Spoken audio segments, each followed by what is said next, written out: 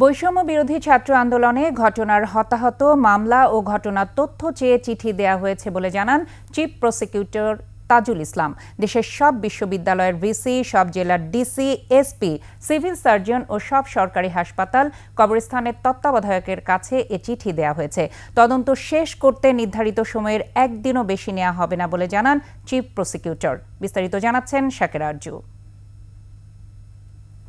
জুলাই আগস্টের বৈষম্যবিরোধী ছাত্র আন্দোলনের তথ্য, ভিডিও, আহত, নিহত এবং মামলার তথ্য চেয়ে চিঠি দেয়া হয়েছে দেশের সব জায়গায়। চিফ প্রসিকিউটর জানান, তদন্ত সংস্থা ও prosecution team Dhaka medical college পরিদর্শনে গিয়ে আহতদের সাথে কথা বলেছেন এবং পরিচালকের কাছে আরও তথ্য চেয়ে আবেদনও করেছেন। আজকে আমরা বাংলাদেশের সকল জেলা প্রশাসক, সকল পুলিশ সুপার, সকল সিভিল সার্জন, সকল সরকারি এবং বেসরকারি হসপিটালের যারা প্রশাসনে আছেন, দায়িত্বে আছেন, তাদের কাছে চিঠি পাঠাচ্ছি। তাদের এই এলাকার মধ্যে কতগুলো ঘটনা ঘটেছে, কতটা মামলা হয়েছে, কারা কারা সম্ভাব্য আসামি, কারা কারা ভিকটিম, এগুলোর তালিকা তারা দেবেন। ওয়ালটন টেলিভিশন মাত্র 25,490 টাকায় পাচ্ছেন গুগল টিভি। পাশাপাশি গণমাধ্যম সহ দেশের বড় কবরস্থানগুলোর তত্ত্বাবধায়কের কাছে চিঠিও পাঠানো হয়েছে। সেসব কবরস্থানের পরিচয় এবং বেওয়ারিশ কতজনকে দাফন করা হয়েছে তার তথ্য চাওয়া হয়েছে।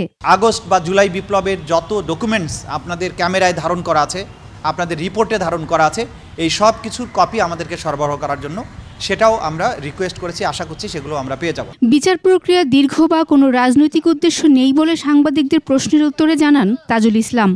বর্তমান সরকার কোনো রাজনৈতিক সরকার নয়। এই সরকার এসেছেন রাষ্ট্র কাঠামোটাকে ঠিক করে দেওয়ার জন্য।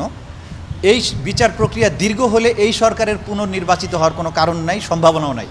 সুতরাং এই সরকারের কোনো রাজনৈতিক অভিলাষও থাকতে পারে না, নেই বলে আমরা জানি।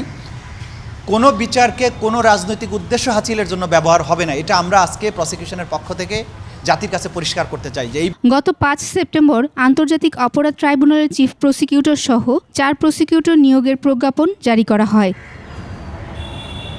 শাকের আরজু, 21 টেলিভিশন, ঢাকা।